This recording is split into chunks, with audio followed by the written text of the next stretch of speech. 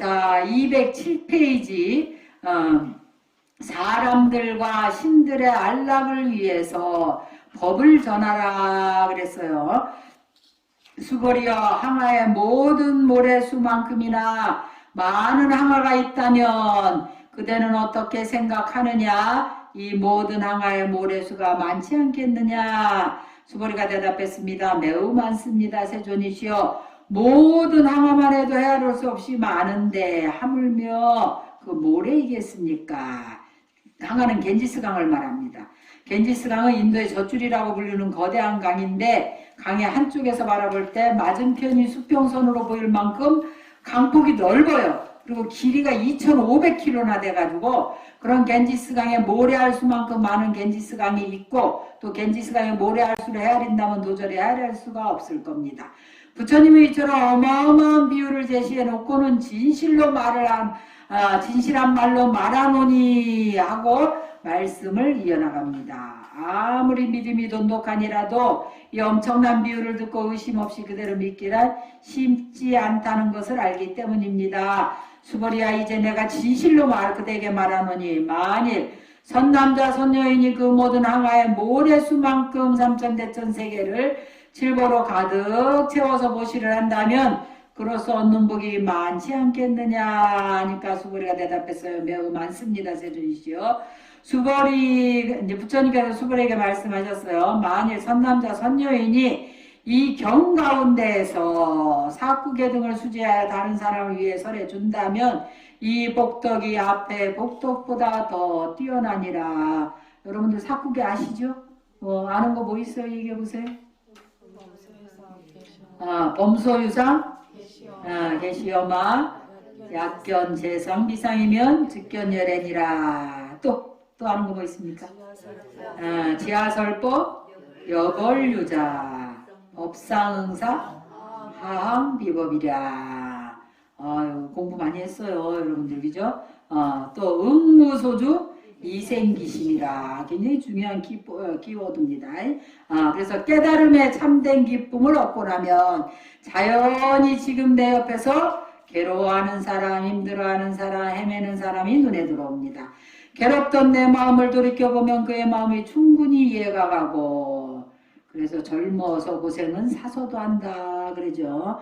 본인이 너무 안락한 사람은 남의 심정을 이해 못합니다. 그래서 고생을 좀 해보는 것도 괜찮아요. 괴롭던 내 마음을 돌이켜보면 그 마음이 충분히 이해가 가고 내가 달라진 경험을 비추어 보면 저 사람도 분명히 좋아지리라는 것을 알기 때문에 부처님 법을 전하고 싶은 마음이 저절로 일어납니다. 지금 내가 누리는 평화와 기쁨을 함께 나누고 싶은 마음입니다. 우리가 수행을 잘하면 마음이 저절로 어떻게 된다? 경안해진다. 경안이 뭐예요? 가볍고 편안해진다. 항상 마음이 유쾌하고 또 안심인명이 된다. 마음이 항상 안정이 되고 앞으로 내가 어떻게 나아가야 될지 흔들림 없는 이점포가 생기는 거예요. 끊임없이 마음이 허덕이고 갈증만 느껴지고 앞이 안 보이고 마음은 불안하고 자꾸 짜증만 나고 걱정만 되고 공부가 되는 걸까 안 되는 걸까? 금강경 제대로 공부한 거야 아니에요? 대답이 없네. 금강경 제대로 본 거야 아니에요? 금강경 열심히 보세요. 열심히 독경하고 이래서 모든 상을 여의면 곧 부처다 그랬어요. 이 일체재상 마음이 계속 갈구하면 그래서 만약 헐떡이는 마음을 쉬게 되면 그것이 헐떡이는 마음을 쉰 그 자리가 바로 깨달음이니라. 능엄경에서 나오는 말이에요. 그렇기 때문에 여러분들이 부처님 다 알아서 하십니다. 그 가난한 여인이 등불 하나 켜도 성불해요. 그죠? 그런데 뭘 그렇게 하겠다고 막 그냥 사방을 쫓아다니고 말이지 어쩔 줄을 모르고 막 이러면 가장 우리 수행자가 가장 근기로 여겨야 될 게 급한 마음입니다. 마음이 급하면 어떻게 되는 줄 알아요? 주화인마 한다. 주화인마. 불이 가슴을 공략해가지고 미쳐버려요. 미쳐버려요. 마구니가 들어옵니다. 마음이 급하면. 그렇기 때문에 안심인명이 돼야 돼. 안심. 마음이 편안하면서도 시냇물이 편안하게 그냥 자기 페이스대로 쭉 계속 흐르듯이. 흐르다 보면 어디로 가겠어요? 우리가 마음을 편안하게 하고 꾸준히 공부하고 꾸준히 연불하고 꾸준히 선한 마음으로 중생들을 이롭게 할 것을 생각하고 부처님을 생각하고 부처님 법을 생각하고 승가를 생각하고 그러면 어떻게 되겠어요? 꾸준히 그냥 편안하게 가면 결국 어디로 가겠어요? 결국은 성불한다 이 말이라. 우리가 부처님을 향해서 계속 가고 있기 때문에 결국은 성불을 하는 거예요. 근데 왜 그렇게 마음이 급하냐고. 일념득시 무량겁 무량월거 언겁 즉일념을 했어요. 시간이라는 거는 의미가 없는 거예요. 내가 마음이 기쁘면 3년도 하루 같아. 근데 마음이 괴롭고 조바심이 나면 어때요? 일일여 삼추라 그러잖아. 하루가 3년 같다. 그 마음이 시간이 무슨 상관이 있어요? 뭐가 가장 중요할까? 안심이 가장 중요합니다. 몸과 마음이 가볍고 편안해져야 돼. 그러다 보면 저절로 성불은 되게 돼 있는 거야. 우리가 태어날 때는 정해져 있지만 갈 때는 언제 갈지 모르는 거예요. 근데 그렇게 마음이 급하고 조바심 나면 어떻게 갈까? 빨리 갑니다. 빨리 가면 내 생에 어디로 갈지 다 정해놨어요? 빨리 가면 어디로 떨어질지 몰라. 그 업이. 그 조바심 내고 헐떡이는 그 업으로 어디로 갈지 모른다. 그렇기 때문에 우리가 마음을 안심인명이 중요하다. 불법을 통해서 참된 기쁨을 누리는 이가 그 기쁨을 다른 사람과 나누는 일은 지극히 자연스러운 일입니다. 불교는 원래 투철한 무슨 정신? 정법 정신으로 시작한 종교예요. 근데 지금 이웃 종교는 너무나 열심히 정법을 하죠. 예수 믿으시오 이렇게 하는데 우리 불자들은 부끄러워서 말을 못해. 그제? 아유 괜히 남한테 민망하게 시리 그거 아닙니다. 성불하게 해줘야 되겠어 안 해줘야 되겠어? 그 사람을 행복하게 해주는 거예요. 윤회계에서 벗어나게 해주는 거예요. 그래서 부처님 법을 알게 모르게 너무 또 막 그냥 강압적으로는 하지 말고 알게 모르게 안개비 옷 젖듯이 불법을 전할 수 있어야 된다. 근데 우리 스님들은 당연히 다른 사람들이 스님들을 보면 당연히 누굴 생각합니까? 부처님을 생각해요.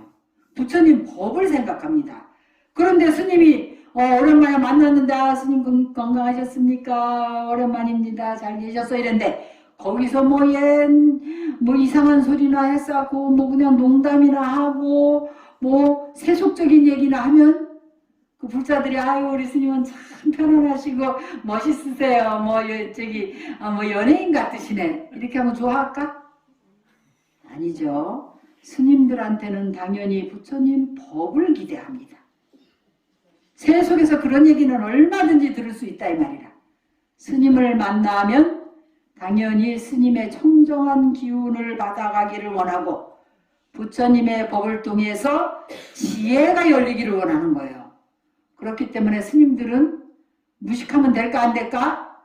무식한 게 용서가 안 됩니다. 스님들은. 왜? 부처님께서 설해놓은 경륜론 3장을 다 통달해 있어야 돼 스님들이. 그래서 불자들이 부처님 법을 물을 때 그것을 대답해 줄 수 있어야 된다. 근데 요새는 걱정 별로 안 해도 돼요. 네이버 선생이 다 알아서 한다고. 구글 선생이 전부 알아서 해주고 있기 때문에 아는 건 안다고 하고 모르는 것을 모른다 하는 것이 그것이 진짜 아는 사람이니라. 공자가 논어에서 얘기했어요. 알지도 못하면서 아는 척하고 앉아있을 필요는 없고 저기 네이버나 구글에 제가 찾아서 알려드리겠습니다. 얼마 전에도 우리 불자가 내 유튜브를 보고 와가지고 생전 보지도 못한 단칼을 하나 들고 와서 사진을 보내갖고 이게 무슨 단카냐고 묻는 거야. 얼굴이 4개 있으신 부처님이던데 나는 못 보던 부처님이더라고. 그래서 티베 단카야. 그래서 제가 이제 티베 그 스님들한테 이렇게 그 문자를 보내가지고 카톡을 보내서 물어봤더니 또 전부 모른다네. 우리 그 우연 스님도 티베트에 10년을 넘게 있었는데 보냈더니 모른다는 거라. 그래서 내가 구글 선생이 갑자기 생각이 나서 구글에 갑자기 나 요새 진짜 뭐 좀 열렸나? 갑자기 오방불이 생각이 나는 거야. 그래서 이 오방불 중에 한 분 아니신가? 이래갖고 오방불 내갖고 구글에 이렇게 탁 찾으니까 티베탄카의 비로자나 부처님 모습이 그렇게 얼굴이 4개이신 비로자나 부처님이시더라고. 그래서 이게 구글에 보니까 비로자나 부처님 단카입니다 하고 보내고 그 모른다고 대답한 사람들한테 싹 보내줬지. 그래서 요새 구글 선생님이 너무 잘하시더라고요. 그래서 모르는 거 구글 선생님한테 부탁하면 되고. 그래서 부처님이 보리수 아래에서 깨달은 그 순간 마왕 마라가 나타나서 말했대요. 부처님이 깨달았는데 이제 마구니가 벌써 탁 알고 이제 그걸 막으려고 나타난 거지. 정법이 퍼져나가는 걸 원하는 대로 깨달음을 얻었으니 어서 열반해 들으라고 유혹하는 말이었어요.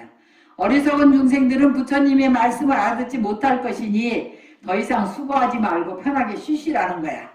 그랬어요. 그러나 부처님은 마왕의 유혹을 단호하게 물리치고 전법의 길에 나섰습니다. 그래서 부처님을 비난하며 떠났던 5명의 수행자를 찾아가 법을 설했습니다. 그래서 바라나시 노가원의 오비구, 교준녀를 비롯한 오비구한테 첫 번째로 초정법륜이죠. 그게 첫 번째로 법을 설했어요.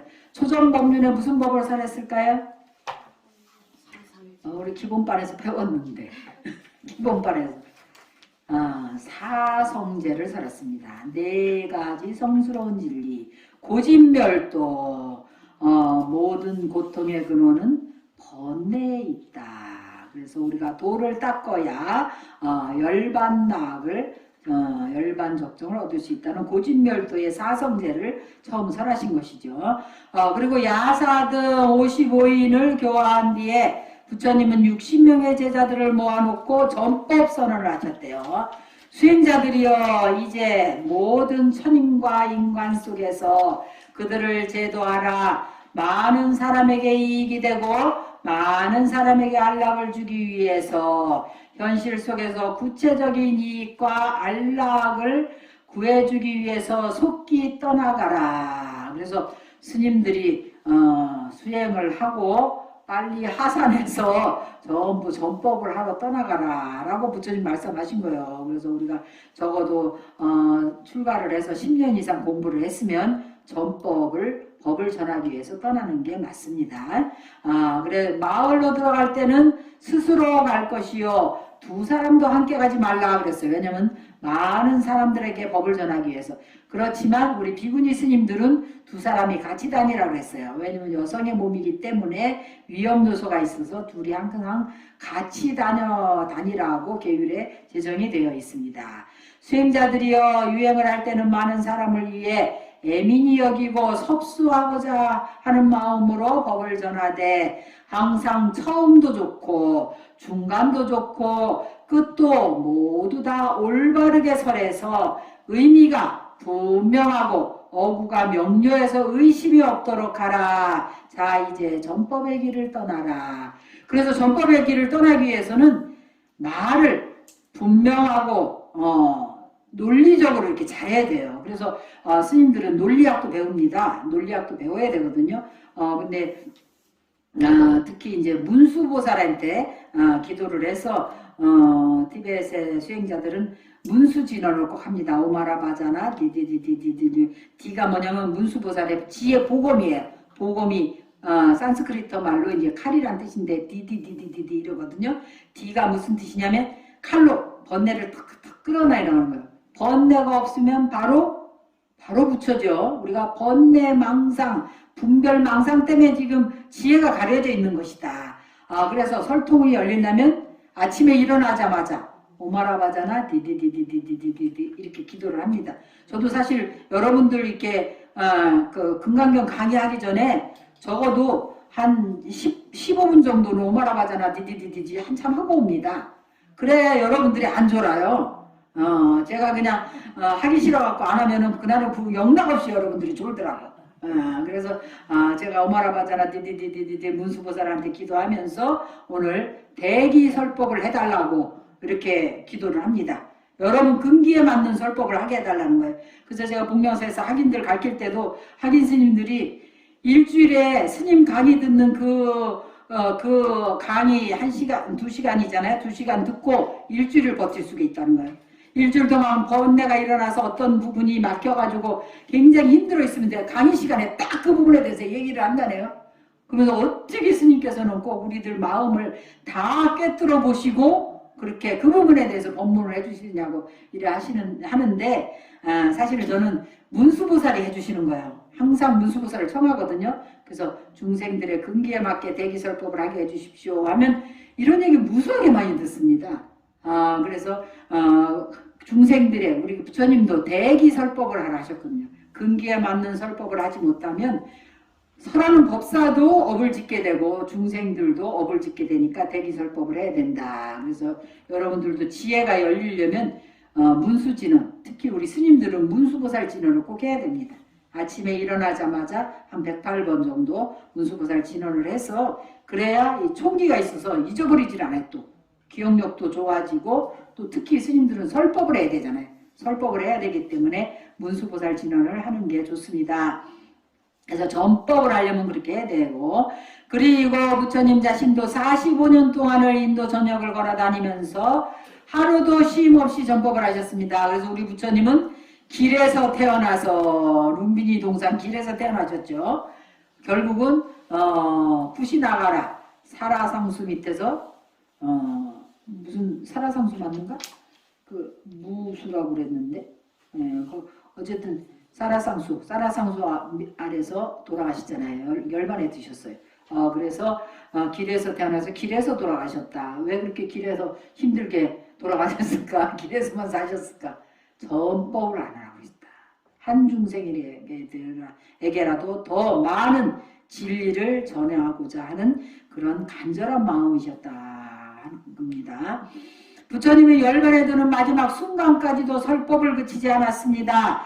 이 생에서의 마지막 숨이 끊어지는 그 순간에 한 노인이 헐레벌떡 찾아와서 부처님을 만나겠다고 했어요. 안 한다, 절대로 안 된다고 거절했지만 노인은 고집을 꺾지 않았습니다. 그때 부처님이 안 한다를 불렀습니다. 그분을 들어보내시오. 그분은 나를 귀찮게 하려고 온 사람이 아니라 나에게 법을 물으러 온 사람입니다. 부처님은 최후 순간에도 노인을 맞아들여서 그의 질문에 답하여 법을 설했습니다. 그 노인이 부처님의 마지막 제자 수바트라라는 부처님의 마지막 제자입니다.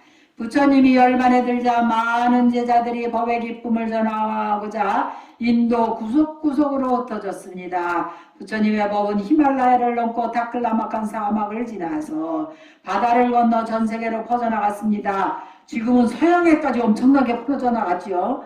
지금 프랑스, 스위스 이쪽에도 굉장히 불자가 많습니다. 미국은 말할 것도 없고 유명한 그 배우 리차드 기어 재단을 설립해가지고 엄청나게 티베트 불교를 그 후원하고 있고 또 중국의 영화 배우 그 무술 영화 잘하는 사람 이영걸 있잖아요.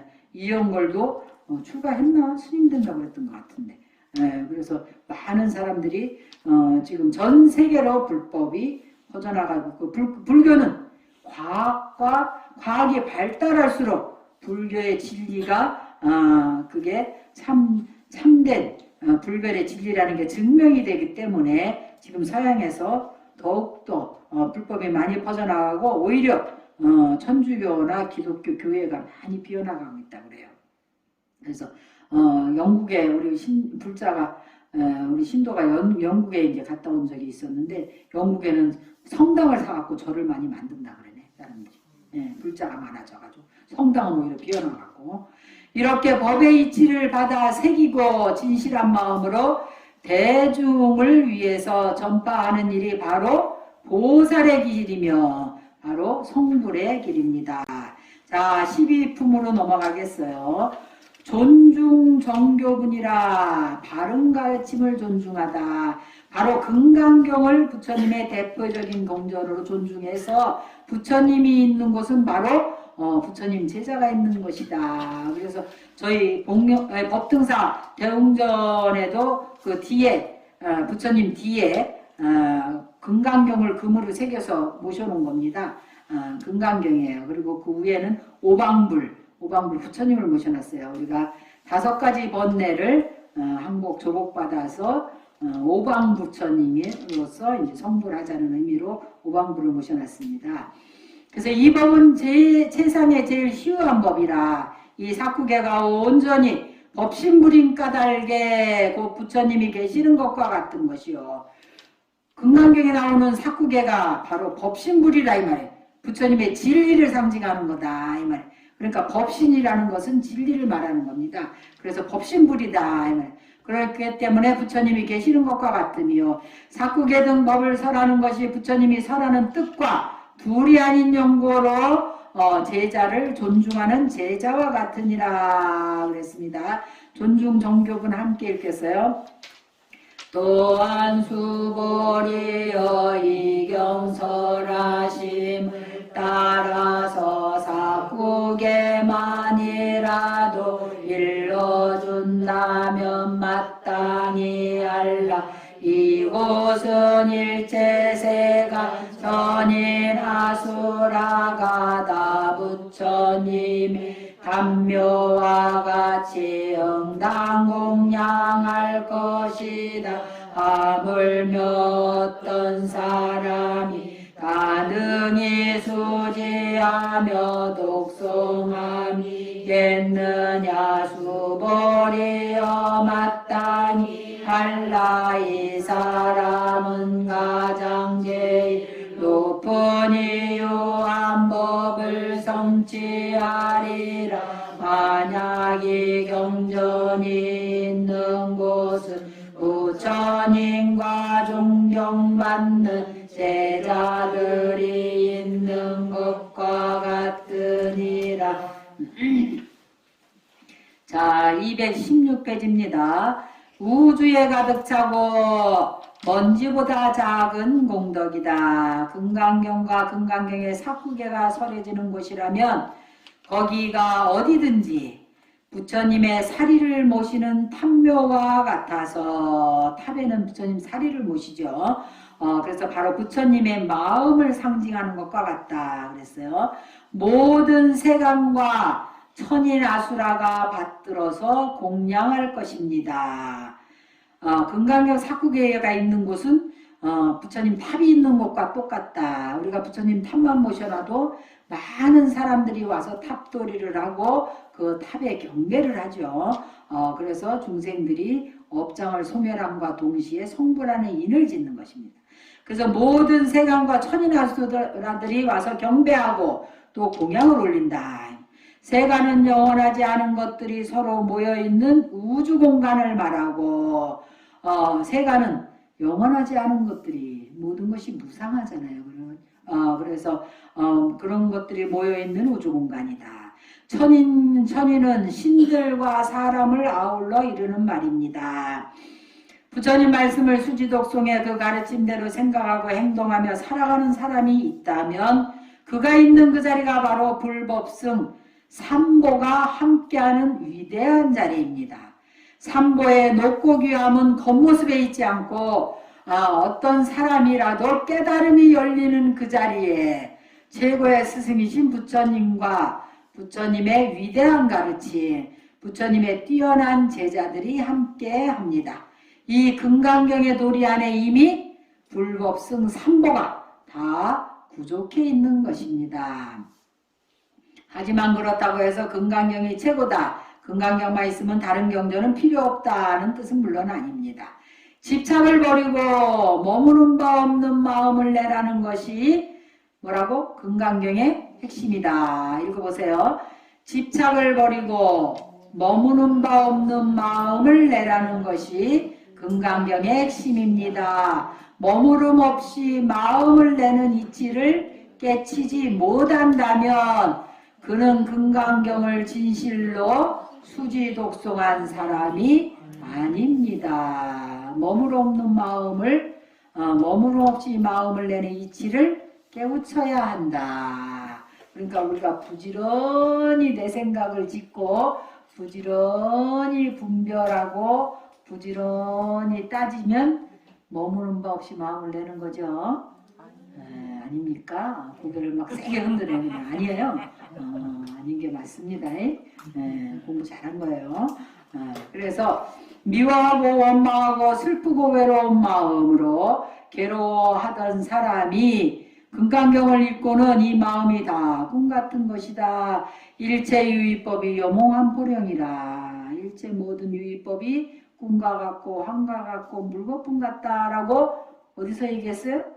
금강경에서 얘기했어요. 그래서 이 마음이 다 꿈과 같은 것이다 하고 깨닫게 되었다면 그것은 잘 읽은 거래요. 읽을 독자 잘 읽은 겁니다. 그런데 아무리 열심히 경전을 읽고 깨쳤어도 책장을 덮고 돌아서면 잊어버리기 십사입니다. 또 경전을 외워 가르침을 가슴에 새기고 돌이키며 실천하는 것을 독송, 독은 읽는 거고 송은 실천을 하는 게 송이라는 거예요.